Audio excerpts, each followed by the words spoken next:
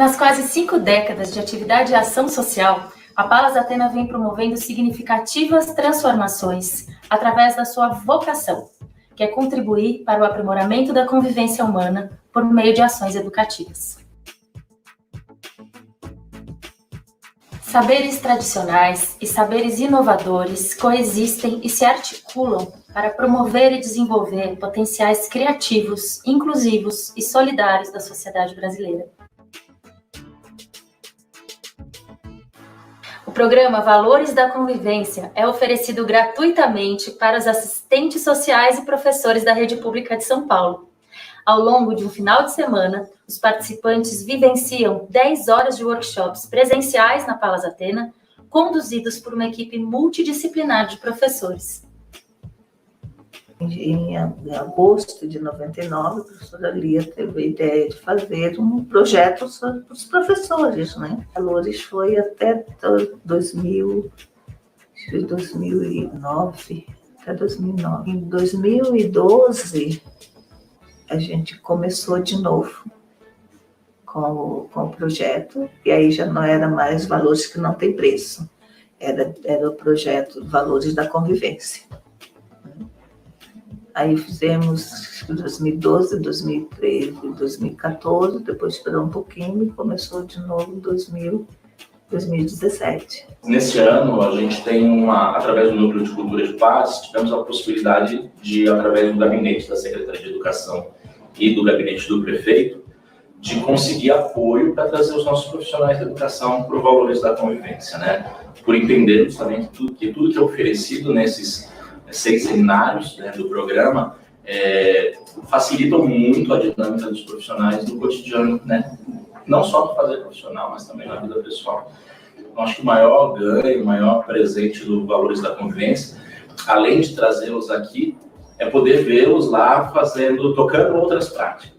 Isso tem sido um presente para a gente. O Valores da Convivência, eu acho que é um alento, assim, para esse fazer do profissional da educação, que muitas vezes é tão desafiador.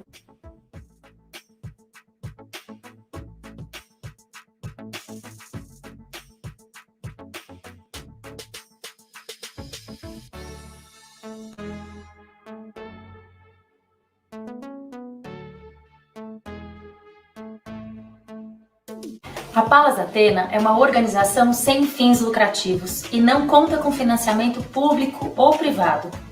Os cursos, as formações, a editora e as parcerias são as formas de gerar recursos para sua sustentabilidade. Para que os programas e projetos aconteçam, contamos com o apoio de professores e colaboradores da casa, voluntários e facilitadores convidados.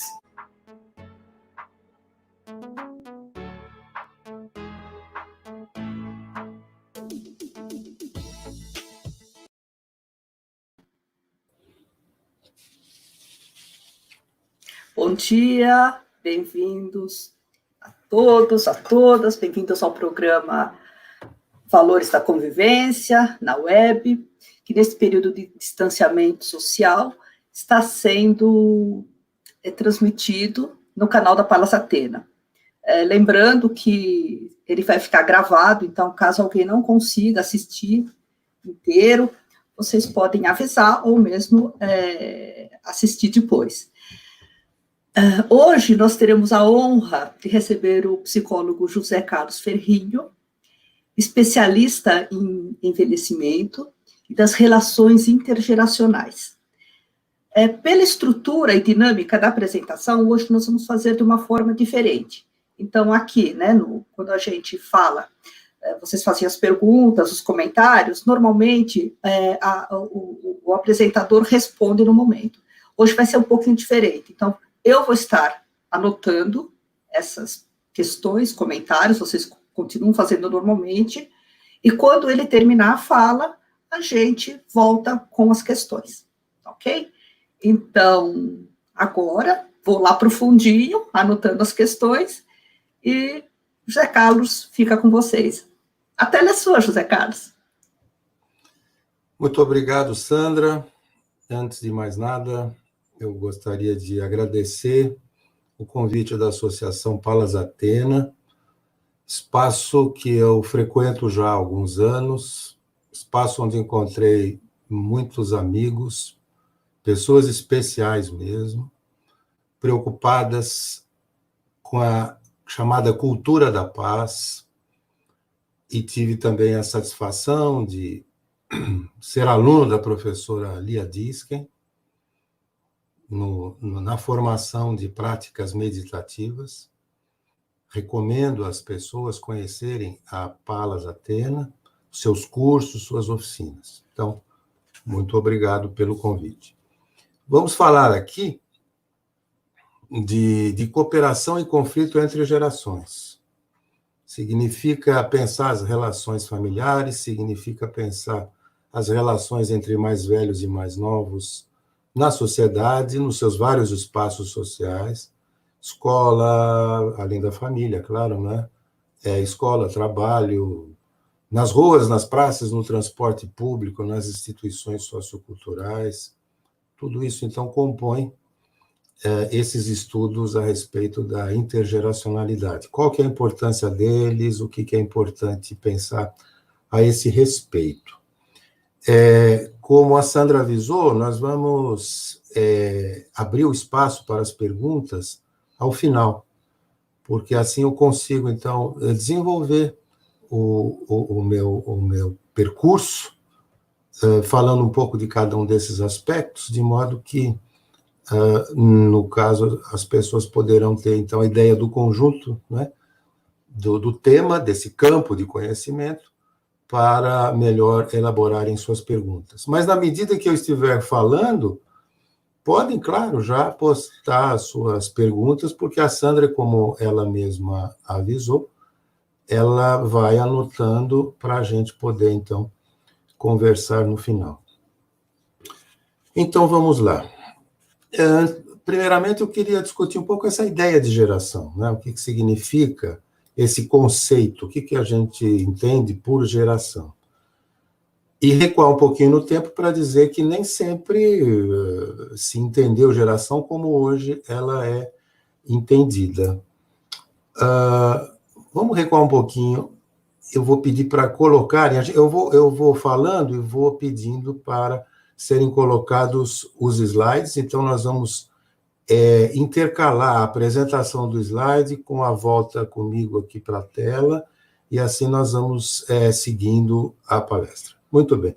Então, nós temos aí essa primeira imagem, que é a imagem de um livro de capa de missa, um evangeliário aí do século XI. Para dizer para vocês, né, que na Idade Média não havia uma noção clara de geração. Tanto assim que na pintura, por exemplo, as crianças aí ao lado do Cristo são representadas, na verdade, por adultos em miniatura. Vejam só a proporcionalidade dos corpos dessas figuras, né? Ou seja, tem uma proporcionalidade física, corpórea, de adultos, e, na verdade, não de crianças.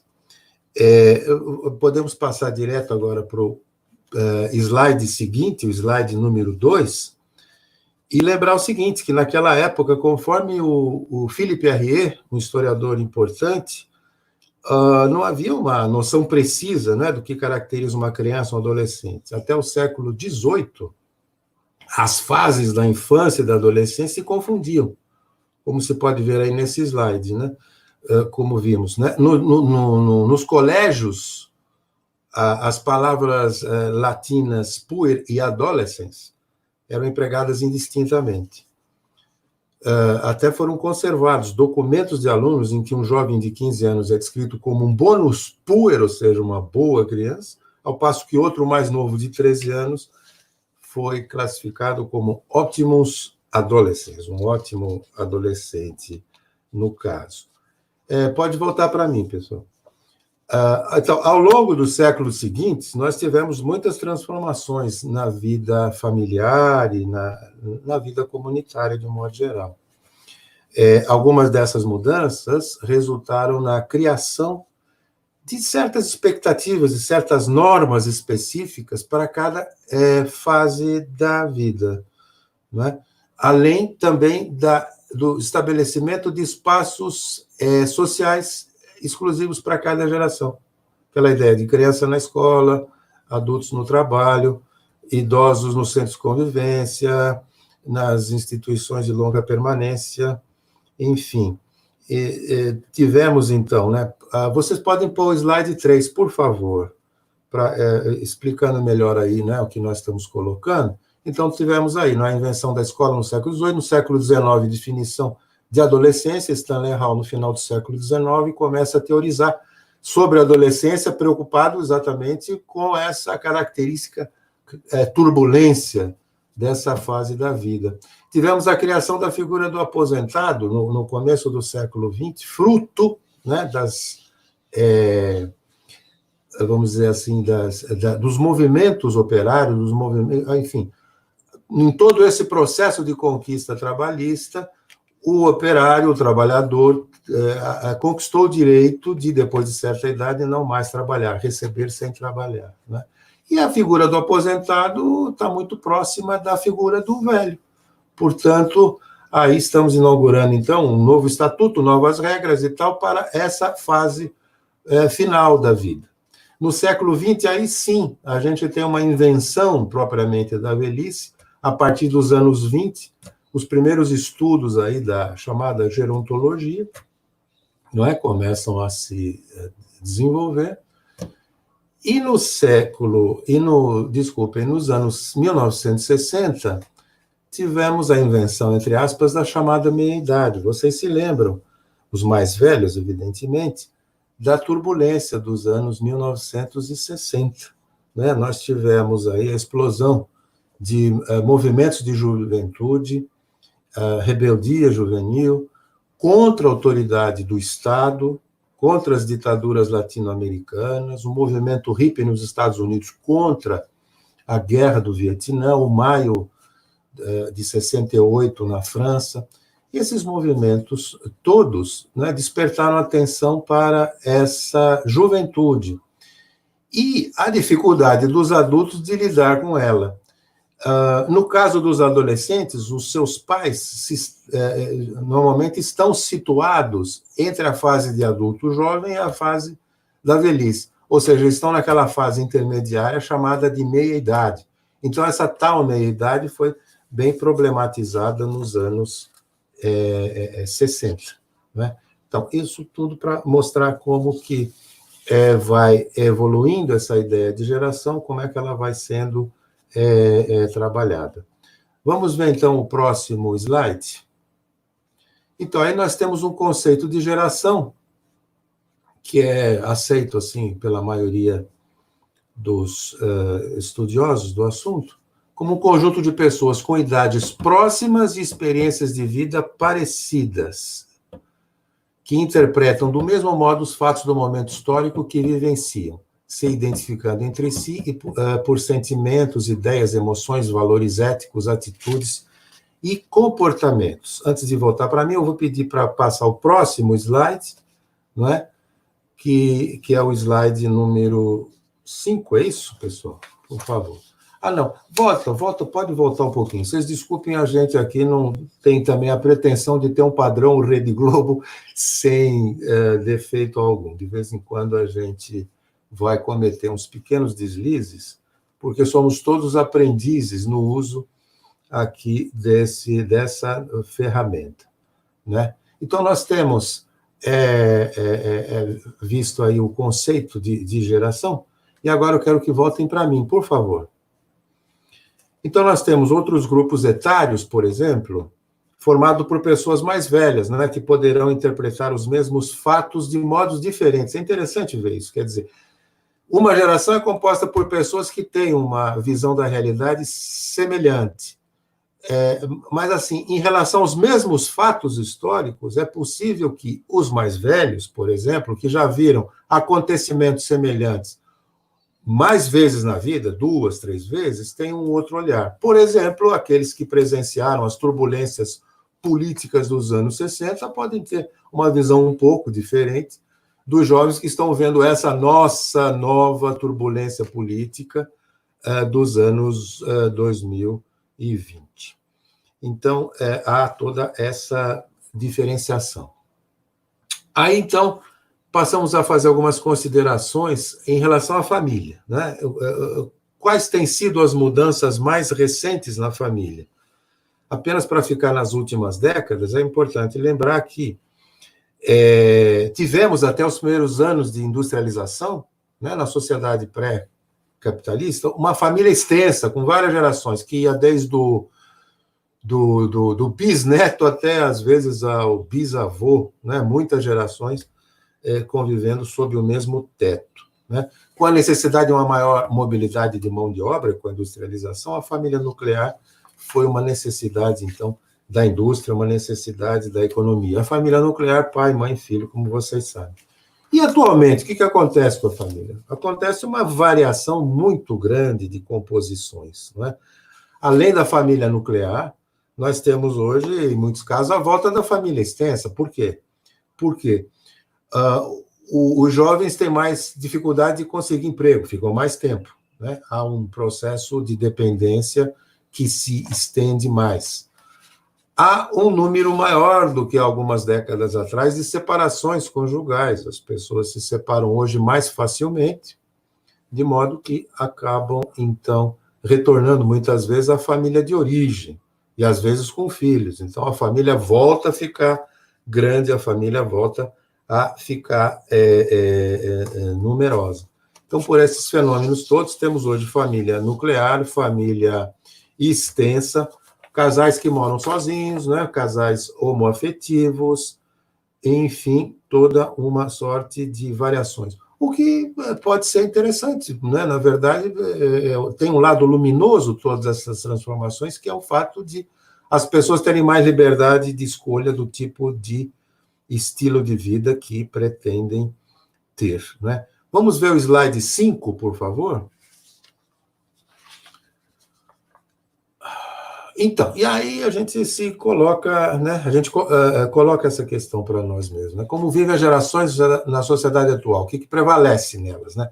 Cooperação, conflito, indiferença, distanciamento, o que ocorre na família, no trabalho, no lazer, nos movimentos sociais, nas ruas, no transporte público, etc. Né? Então, para enfrentar essa questão, vamos antes pensar como estão as relações sociais de modo geral. Por favor, o slide 6. Vejam bem, olha só. Segundo vários pensadores, Bauman, Foucault, Deleuze, Giddens, etc., vivemos uma pós-modernidade. E nela um certo mal-estar, de alguma maneira, dizem esses pensadores.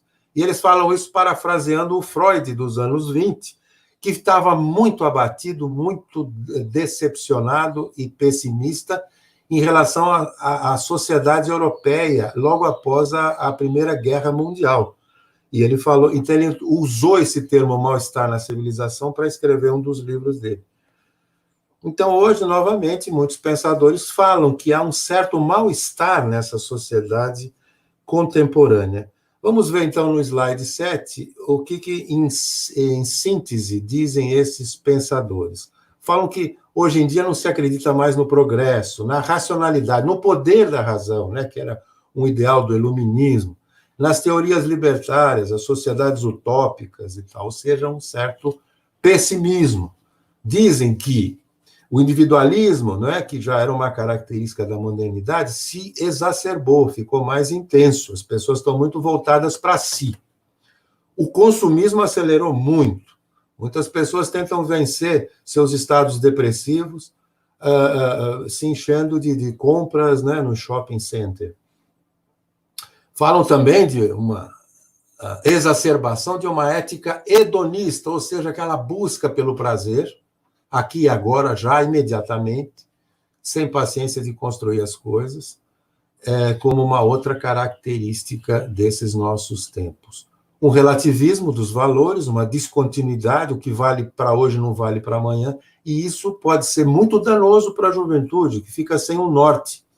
Não é? Não que os jovens tenham que se submeter docilmente aos valores dos mais velhos, é preciso que haja uma dialética e construtiva nesse processo, mas os adultos têm, sim, um compromisso de orientar os mais jovens, aqueles que estão chegando agora a esse mundo. Valorização do presente, uma outra característica que pode ter um lado luminoso, né? Quer dizer, o foco no que está acontecendo hoje pode ser importante, mas sem o desprezo pelo passado. Bom, o desenvolvimento tecnológico, que é uma coisa que salta aos olhos, né, de todos nós, dispensa maiores comentários. E uma valorização daquilo que é efêmero, passageiro, né? A valorização da velocidade, e as pessoas agora falam muito do profissional multitarefa, aquele que faz várias coisas ao mesmo tempo. No meu modo de ver, acaba não fazendo nada direito. E também a exaltação do corpo sarado, um outro valor muito cultuado, o corpo perfeito, o que expressa um momento de grande vaidade das pessoas. Temos também a questão da indiferenciação entre o público e privado, quando as pessoas se mostram demais nas redes e, do ponto de vista da atuação pública, por exemplo, atuação cidadã, política, se mostram muito tímidas ou até desinteressadas. Aliás, nesse ponto, eu gostaria de lembrar uma belíssima metáfora da Hannah Arendt, no livro A Condição Humana, e ela disse isso já nos anos 50, hein, que há plantas que vão bem à sombra, enquanto que outras vão bem ao sol. Então, como dizia uma canção antiga, o segredo, como é que é? O peixe é para o fundo das redes, o segredo é para quatro paredes. Muito bem. Então, nós temos, finalmente, a questão da internet e do aumento do poder, né, pessoal através dos novos meios de comunicação. O próximo slide, por favor. Eu vou ficar um pouquinho fora aí da tela. Estou privilegiando agora a exibição dos slides, né? Então, temos aí, né, essa questão. Como é que as novas tecnologias têm impactado o cotidiano? As pessoas, muitas delas, se fazem essa pergunta. Com essa revolução digital, é outra pergunta inevitável. As pessoas ficaram mais próximas ou mais distantes? O que vocês acham? O que vocês estão pensando a respeito? Mais próximas ou mais distantes? Bom, vamos ver, então, o próximo slide para ver o que se passa ali. Essa imagem viralizou aí nas redes. Muitos de vocês devem se lembrar dela. A família foi visitar a avó que estava se sentindo muito sozinha. E aí, o que aconteceu? A avó ficou falando sozinha. E, pelo jeito, pelo que a imagem mostra, resolveu ficar quietinha. E eu sempre pergunto, quando projeto esses slides, o que você faria no lugar dessa avó? As respostas variam, né? Quer dizer, como é que é? Confiscaria todos os celulares, brigaria, ou pegaria o meu celular também, não daria bola para ninguém, enfim. As respostas e as reações podem variar muito de umas pessoas para as outras. Muito bem. Volta para mim, então, por favor. Então, nós estamos vendo aí, né, um pouco dessas mudanças de comportamento, dos novos valores, influenciados aí pelas determinações econômicas, políticas, por essa globalização, e, assim, nos perguntado como isso tem, de fato, impactado os relacionamentos. E aí, então, nós ficamos pensando, de um modo geral, para onde isso vai nos levar. Vamos ver o próximo slide. Nesse próximo slide, nós temos aí uma reflexão do Dalai Lama. Vejam como é importante alguém de fora, um olhar externo, um olhar de alguém que vem de uma outra cultura, de outros valores, como que ele pode, de fato, nos surpreender. O que mais te surpreende na humanidade? Perguntaram ao Dalai Lama. Ele respondeu: os homens, porque perde a saúde para juntar dinheiro, depois perde dinheiro para recuperar a saúde. E por pensarem ansiosamente no futuro, esquecem do presente de tal forma que acabam por não viver nem o presente nem o futuro, e vivem como se nunca fossem morrer e morrem como se nunca tivessem vivido. É isso. Volta para mim, por favor. Então, assim, quando nós estamos imersos, né, nessa realidade, frequentemente nós não percebemos as nossas bizarrices, as nossas contradições, os nossos absurdos de comportamento. é preciso de um olhar externo para nos avisar, opa, espera um pouquinho, está na hora de você rever os seus conceitos, né? Bom, muito bem. Então, assim, com esse contexto, com esse pano de fundo, nós podemos nos perguntar, já que as relações sociais estão assim, segundo os pensadores, quais os efeitos sobre as relações intergeracionais? Veja, eu primeiro quis mostrar a floresta antes de analisar especificamente as árvores que a compõem, né? É preciso isso, porque as determinações históricas, culturais, econômicas vão moldar todos os comportamentos de todos os tipos, né? Então, vamos ver o slide 11. Vemos aí que um dos efeitos, né, desse distanciamento foi, muitas vezes, essa fragilização de laços afetivos, a falta de confiança no outro. E aí eu até faço uma provocação. Você que está aí nos assistindo, conhece o seu vizinho? Sabe o nome dele? Sabe um pouco da vida dele? O quanto que você o conhece? De fato, a gente perdeu, né, essa vida comunitária mais intensa. As pessoas mal se cumprimentam, muitas vezes, mesmo estando num espaço tão reservado, como, por exemplo, de um elevador, as pessoas baixam a cabeça, nem se olham. Enfim, são fenômenos, né, que devem, de fato, nos preocupar. O próximo slide, por gentileza. Slide 12. Isso. Então, nós temos aí aquilo que eu falei, essa compartimentalização das gerações, né, na sociedade moderna e agora pós-moderna.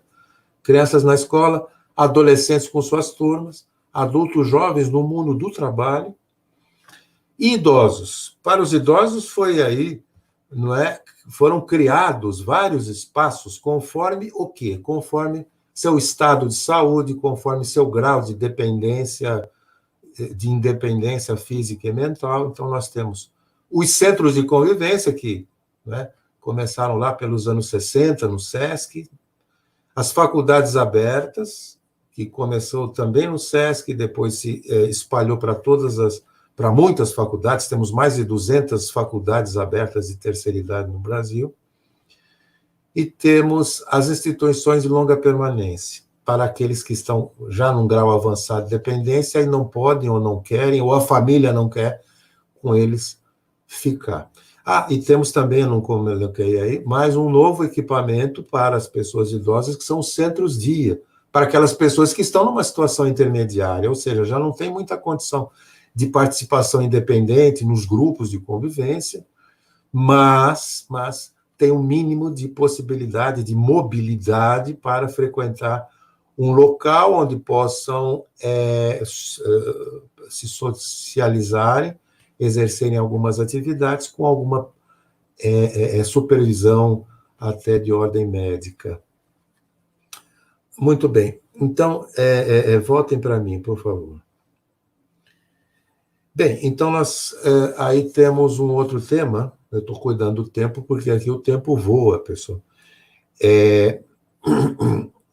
Eu gostaria, então, de abordar muito rapidamente também aquilo que está colocado no título, que é conflito e cooperação. Então, para falar mais um pouco sobre esses dois temas, eu queria considerar com vocês que, primeiro, pensar que o conflito de gerações ele tende a ficar mais evidente nos momentos mais turbulentos da história, nos momentos revolucionários, quando há um embate entre as tradições, né, entre valores conservadores e valores de inovação ou até revolucionários mesmo, né? A Margaret Mead, antropóloga, mostrou isso muito bem num livro que ela escreveu ainda nos anos 60, Cultura e Compromisso, fala sobre a barreira das gerações. Então, explica de modo muito interessante como o clima político, como a estabilidade ou instabilidade econômica e política podem gerar com mais facilidade esses embates entre as gerações, né? E nós já falamos, inclusive, de alguns momentos assim, há algum tempo atrás, exemplificando o que aconteceu nos anos 60.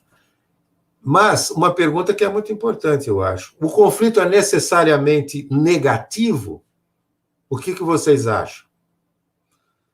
Do meu ponto de vista, ele pode ter um lado positivo, né? Quando justamente ele nos faz pensar em outras possibilidades, nos permite rever nossos conceitos, de modo que, na medida em que ele não gera violência física, psicológica, né, de qualquer modalidade, ele pode propiciar uma revisão de valores, né, pode promover mudanças. Ele é negativo quando ele revela preconceito. Preconceito à mulher, preconceito ao homossexual, preconceito ao negro, preconceito ao velho ou preconceito dos velhos em relação aos jovens. Lembrando que nessa coisa de relacionamento de gerações, nós temos o chamado preconceito etário. Tanto há uma intolerância de muitos velhos em relação aos jovens, quanto de muitos jovens em relação aos velhos, né? Eu penso que do encontro, né, do velho e do novo, da tradição com a inovação, da experiência de vida dos idosos com a impetuosidade e a criatividade da juventude, quando essa dialética ocorre, né, num clima afetivo e de respeito, acho que isso contribui muito para o aperfeiçoamento, vamos dizer assim, da cidadania e da democracia mesmo, das relações entre as pessoas. Já em relação aos esquemas de cooperação intergeracional, é o slide 14, pessoal, por favor. Dado o distanciamento, né, comunitário, a gente vê que eles se manifestam principalmente nas relações familiares. E como que se dá? Na base do que quem pode ajuda, quem não pode é ajudado, né? Então, nós vemos algumas famílias em que os velhos são o arrimo, se constituem na sustentação financeira, afetiva, tem uma certa liderança. Em outras, por N razões, eles têm que ser ajudados. E aí os jovens que assumem, então, uma liderança e um suporte afetivo, financeiro, etc. Então, nós temos essas diferentes possibilidades, né? Volta um pouco para mim, por favor. Então, a cooperação se dá por meio do suporte material e tal, como eu disse. E aqui eu queria chamar a atenção, porque ganha muita relevância a questão do cuidado. Todos nós fomos cuidados quando pequenos, né? Hoje, alguns, infelizmente, foram mal cuidados, infelizmente. Hoje podemos estar cuidando de algum familiar. E no futuro, talvez tenhamos que ser cuidados por doença ou velhice avançada. A relação entre pessoas cuidadas e cuidadores também pode ter um caráter intergeracional, né? Quando um filho cuida de um pai, por exemplo. E, inclusive, novas relações intergeracionais têm aparecido em decorrência da longevidade, do aumento do tempo de vida do ser humano. Por exemplo, nós temos hoje, frequentemente, uma terceira idade cuidando de uma quarta. Quantos cuidadores de 60 e poucos anos não estão, nesse momento, cuidando de seus pais com 80 ou até 90 anos? Então, essa é mais uma característica aí do nosso tempo, um tipo de relação intergeracional inédito na história da humanidade, né? E aí temos também o surgimento dos cuidadores profissionais. Ocorre que muitas famílias, as famílias mais pobres, não têm condição de pagar um profissional. Então, é outro familiar que tem que exercer essa tarefa e dividi-la com o compromisso com as tarefas domésticas, com o trabalho. Isso pode gerar muita tensão, muito conflito, muito sofrimento, de fato. Chamo a atenção para mais um detalhe. Eu me debrucei um pouco sobre o estudo da criança e do adolescente cuidador de idosos. E a realidade aí, pessoal, pouca gente sabe, mas é muito complicada para essas crianças que têm como resultado de uma sobrecarga de trabalho, um prejuízo nas suas relações com outras crianças, um prejuízo no seu tempo de brincar e, além disso, um prejuízo também no seu desempenho escolar. Muitas crianças e muitos adolescentes de famílias pobres sofrem muito com esse tipo de problema. Muito bem, nós temos agora pouco tempo, e nesse tempo que nos resta, eu gostaria de fazer algumas considerações sobre políticas públicas e privadas para incentivar, para fomentar a aproximação das gerações, para estimular o diálogo, não é, entre as gerações. Eu quero dizer que a ONU, as Nações Unidas, contribuíram com alguns documentos, de alguns encontros, de algumas assembleias, para incluir, não é, a recomendação a governos e instituições públicas e privadas de criarem programas intergeracionais, programas e atividades que visem aproximar jovens e velhos. Em 2012, por exemplo, a União Europeia instituiu o Ano da Solidariedade das Gerações, estimulando, então, essa relação solidária. Projetos como Cidade Amiga do Idoso, enfim, são outros exemplos de ações globais com vistas a melhorar esse relacionamento. O nosso Estatuto do Idoso e a nossa Política Nacional do Idoso, em vários momentos, em vários itens, artigos, recomenda a integração dos idosos às demais gerações. Queria chamar a atenção também para o artigo, se não me engano, 23 do Estatuto, que recomenda a criação dessa temática do envelhecimento nas escolas, por exemplo, com a participação dos idosos, dos avós dessas crianças no ambiente escolar, né, para, de fato, debaterem a questão do envelhecimento, como é envelhecer, como é que estão os velhos, e que futuro essas crianças projetam para elas próprias quando elas estiverem nessa fase da vida. Dizer também, Sandra, quanto tempo nós temos ainda? São, mais 5 minutos, pelo menos, eu acho que eu tenho. Nós temos, porque eu quero depois deixar um espaço, né, para a abertura das questões. Eu quero dizer que os chamados programas intergeracionais tiveram o seu nascimento primeiro nos Estados Unidos. Os Estados Unidos, eles têm uma cultura muito forte do voluntariado. É um valor muito forte do cidadão americano, de modo que as ações mais antigas, mais históricas, intergeracionais naquele país, foram via trabalho voluntário. Ou seja, por exemplo, adolescentes colegiais colaborando, ajudando pessoas em instituições de longa permanência, idosos dependentes, carentes, etc. E o contrário, né? Idosos saudáveis, com boas condições, ajudando crianças carentes, adolescentes em situação de risco, etc. Esses programas continuam em várias partes do mundo, mas, assim, a partir dos anos 90 é que, assim, esses programas passaram a ter uma visibilidade maior, tanto na Europa quanto na América Latina, no Brasil, inclusive, através de atividades culturais e de lazer. Por quê? Porque é uma ferramenta interessante. Quem é que, independentemente da idade, não gosta ou não pensa em, por exemplo, participar de uma oficina de música, de dança, de teatro, como o SESC magistralmente faz, né? Eu tive o prazer de trabalhar longos anos no SESC, onde coordenei, inclusive, um programa intergeracional que se caracterizou exatamente pelas atividades que reuniam adultos, crianças, enfim, nas inúmeras atividades que a instituição oferece aos seus frequentadores.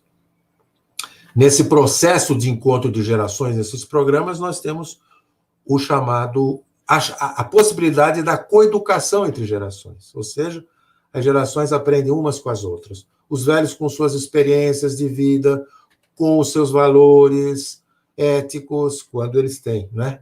Não basta ser velho para ser sábio na vida. É preciso ter aprendido com a vida. E tem muitos velhos chatos, neuróticos, ranzinzas, enfim, pé no saco. Assim como também tem jovens assim desse tipo, né? Mas eu falo que quando os idosos aprenderam um pouco a vida, eles têm muita coisa para ensinar para os mais jovens. E o contrário também é verdadeiro. Os jovens também têm muito a nos ensinar. Por exemplo, o manejo dessas novas tecnologias da informação. Por exemplo, novas possibilidades, novos estilos de vida. Estou vendo aqui que eu tenho mais 3 minutinhos. Socorro! Enfim, então, é um pouco disso que eu queria falar com vocês, né, sobre esses programas intergeracionais. Durante a resposta às questões aí que forem surgindo, eu posso também acrescentar outras informações que eu julgo interessantes.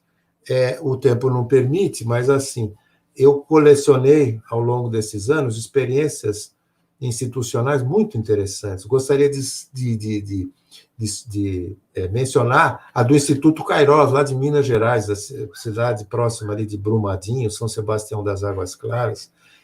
Eles praticamente ressuscitaram uma comunidade de idosos praticamente abandonados, né, em suas casas, e colocaram esses idosos num centro comunitário maravilhoso, que todos eles, a própria comunidade construiu, um relacionamento muito bonito com manifestações da cultura popular. Essas crianças ouviram os idosos nas escolas e a sabedoria dos idosos de ervas medicinais resultou na aprovação por parte da Anvisa da disponibilização de remédios fabricados por esses idosos nos postos de saúde, ou seja, os médicos estavam, então, receitando remédios da medicina popular produzidos por esses idosos. Uma experiência maravilhosa.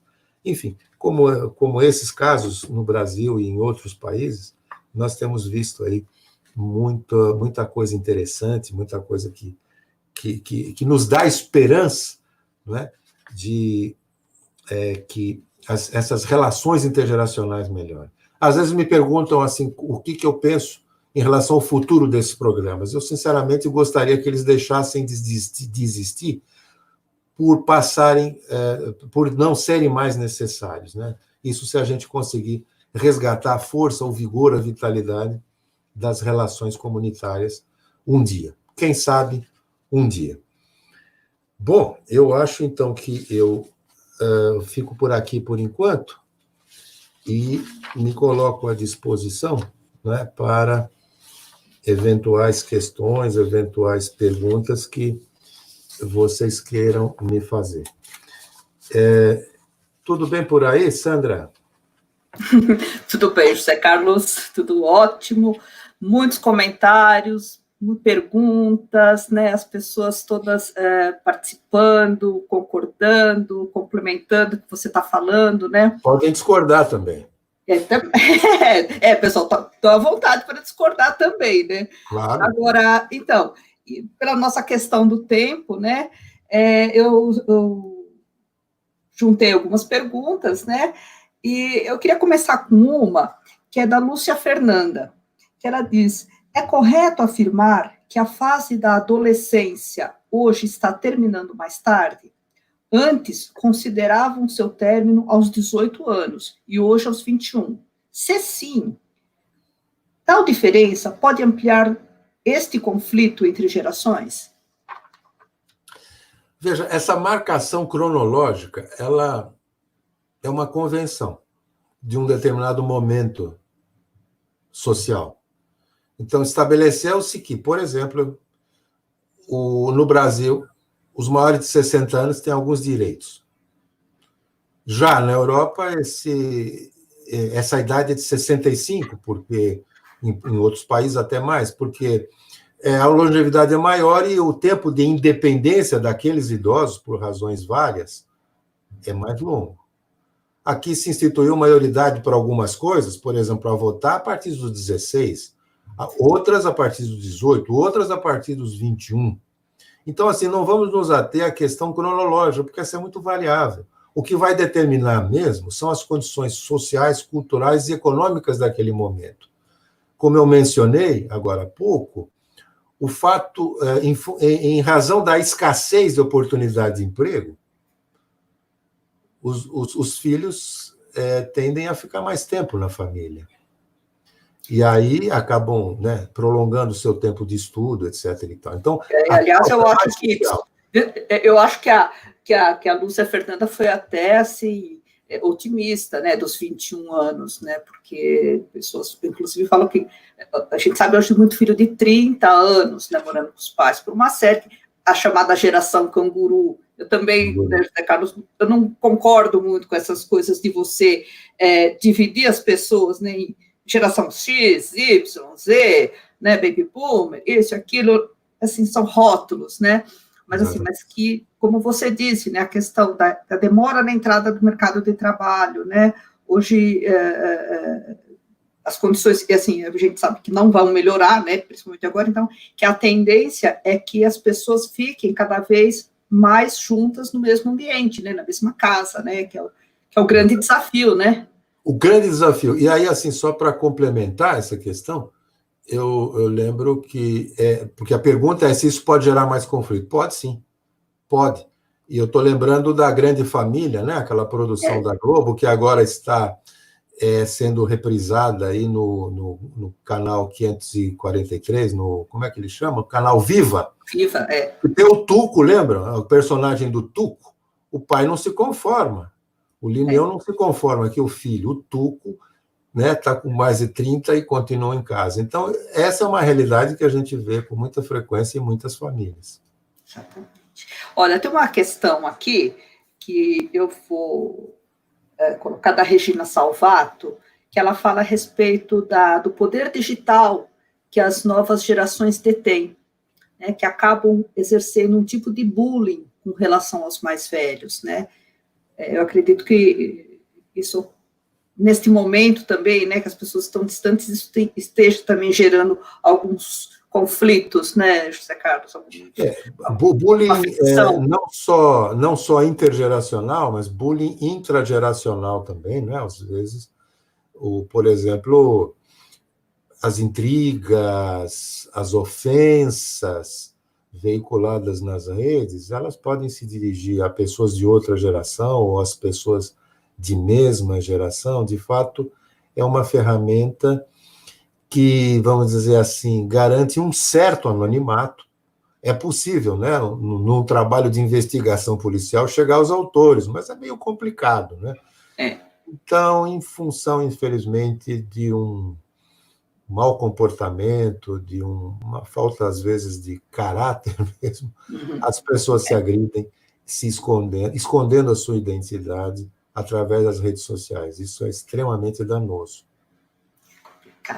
Olha, tem uma questão aqui da Maria da Piedade, que aí ela vai para outro lado, ela vai para a família mesmo. Então, ela perguntou, como lidar com 4 filhos tão diferentes, com idades tão próximas, como fazer com que eles sejam felizes e realizados, apesar de tantos e tantos erros dos pais durante o casamento?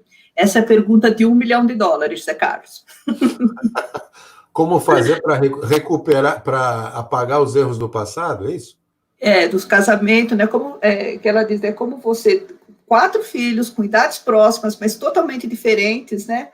Como fazer que eles sejam felizes, né, e realizados, apesar dos erros dos pais durante o casamento, né? Gente, essa pergunta Então, eu falei, é complicadíssima, né? Eu tenho 2 filhas, elas têm assim um jeito muito parecido, assim. Então, eu não tenho assim essa experiência própria de um alto contraste de personalidade entre os filhos. Agora, eu acho que é importante a gente fazer um esforço para desenvolver uma empatia na relação com eles, tentar se colocar sempre no lugar deles, para entender por que eles se comportam de um jeito ou de outro, quais as razões que têm levado. É preciso também que os pais façam antes, previamente, um exame para ver se eles têm francamente falando, alguma preferência por um ou por outro que possa desencadear, não é? Muitas vezes, uma visão distorcida daquele que não é o preferido. E, portanto, ser precipitadamente julgado como estando errado, etc. Enfim, é muito complicado isso. Quando a gente mantém uma relação com o outro, nós temos que ficar muito atentos a nós mesmos, por que nós estamos pensando o que estamos pensando naquele momento. A meditação ajuda muito nesse sentido, não é? O que o outro pode estar pensando naquele momento, enfim. A gente tem que muitas vezes se descolar, se distanciar um pouquinho de toda aquela emocionalidade da relação, para entender o que está, de fato, em naquele momento, naquela interação. Bom, José Carlos, agora eu vou fazer uma pergunta minha, né? Porque, afinal de contas, eu também estou participando, e que é trazer para esse momento atual que nós estamos vivendo. Então, assim, nós estamos num momento de distanciamento social, que as pessoas são solicitadas a ficar em casa. Então, a gente tem duas situações. Uma, nas classes médias, classes altas, em que os idosos estão sozinhos em casa, né? E aí a gente vê isso, tem coisas muito bonitinhas na internet, né, dos netos indo ver os avós à distância, né? Teve um caso até de uma pessoa que fez uma cortina, né, e abraçou a avó e tal, distante. Por outro lado, né, assim, em outras situações, normalmente, né, em classes sociais menos favorecidas, que as pessoas não têm como, então moram 3, 4, 5 gerações na mesma casa, normalmente um espaço pequeno, né?